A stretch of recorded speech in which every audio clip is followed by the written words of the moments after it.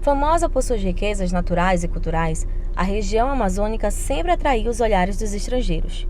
Conhecida por ser a Paris dos trópicos, Manaus, que antes era apenas habitada pelos povos originários, os índios, entrou na disputa da exploração dos portugueses e espanhóis, que foi marcada pelo Tratado de Tordesilhas, que definia em hemisférios os limites que ambos poderiam explorar na América do Sul. Tratado esse que não foi tão respeitado assim pelos portugueses. Onde nós estamos hoje, Manaus, Amazonas, de acordo com o Tratado de Tordesilhas, pertenceria aos espanhóis, né? Os portugueses que foram avançando para o oeste e ocupando as terras, ao mesmo tempo expulsando espanhóis. Eu diria que foram os primeiros estrangeiros, né, a se fixar na região, e os portugueses começaram a construir fortificações e foram ampliando cada vez mais. Portanto, nós temos uma forte colônia portuguesa que ajudou no desenvolvimento do Amazonas e se estabeleceu em toda a região, principalmente aqui em Manaus. No início do século XX, o Amazonas começa a receber outros grupos de imigrantes devido à criação da Zona Franca de Manaus. Atualmente, com mais de 500 fábricas e um território de mais de 10 mil quilômetros, o polo industrial de Manaus gera mais de 500 mil de empregos, atraindo assim olhares de estrangeiros e brasileiros de outras regiões, que contribuem para o crescimento e desenvolvimento da capital. Na região amazônica e Manaus, o desenvolvimento se deu em cima desses processos que eu falei, né?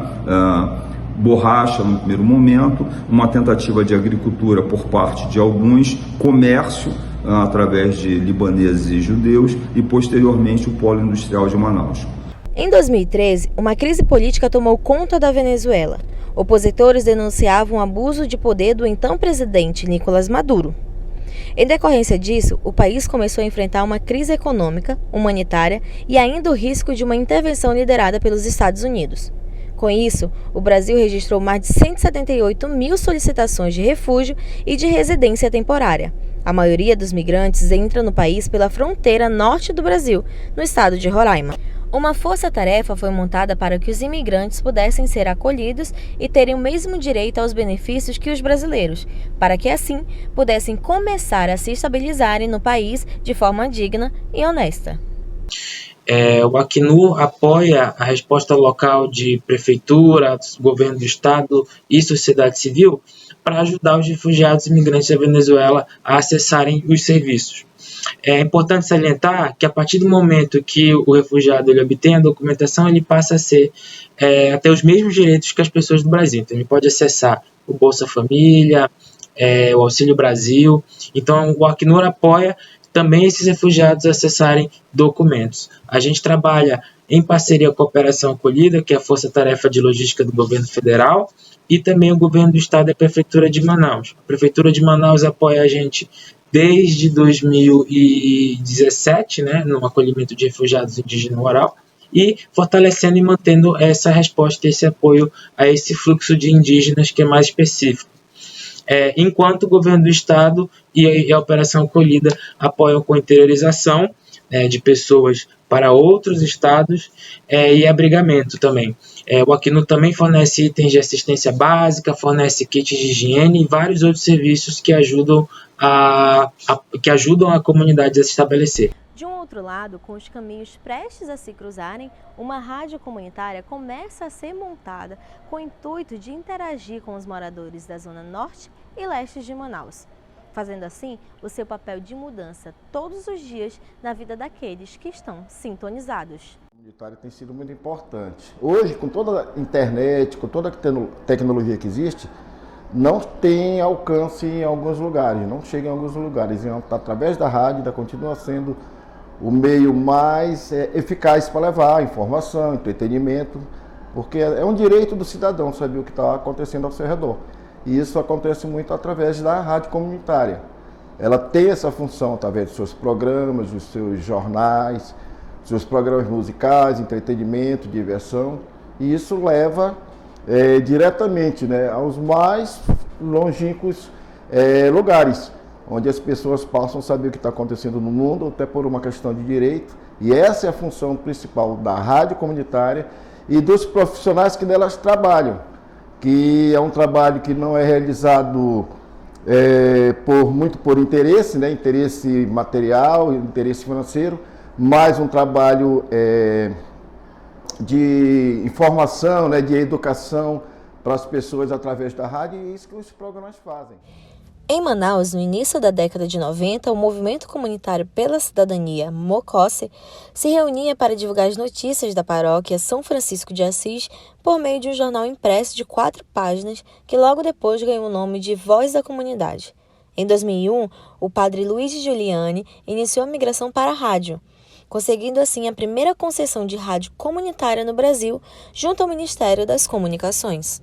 Bem, a rádio comunitária ela começou com uma ideia, né, do nosso primeiro pároco da nossa área missionária, padre Luiz Giuliani, do qual ele já tinha esse trabalho, né, tanto em São Paulo como no Sul, da onde ele passou, né.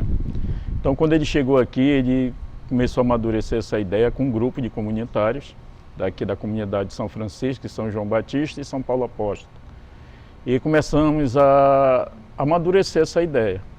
Então surgiu a ideia de a gente pegar as informações das comunidades. Na época nós éramos 14 comunidades, né?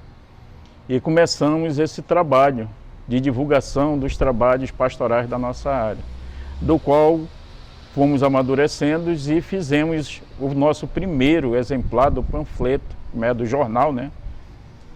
Para que a gente pudesse divulgar dentro da área. Mas ainda não tinha nome. Nós fizemos o primeiro exemplar.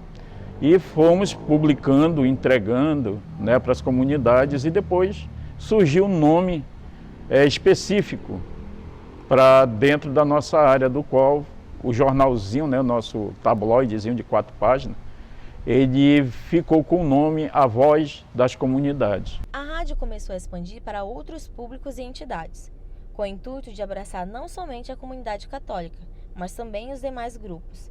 Era a vez de dar voz aos imigrantes. Foi então que surgiu o programa A Voz dos Imigrantes, com o intuito de unir a comunidade venezuelana.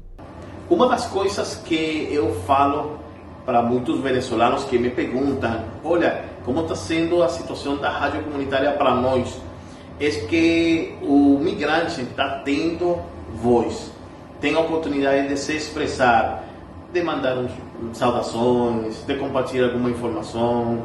E essa interação entre o povo migrante e o povo venezuelano, não só venezuelano, porque temos pessoas que nos escutam da Colômbia, da Argentina, dos Estados Unidos, essa integração que está tendo com a rádio comunitária está sendo muito agradável, está sendo muito bem desfrutada entre o povo e nós como parte da emissora ou da rádio comunitária.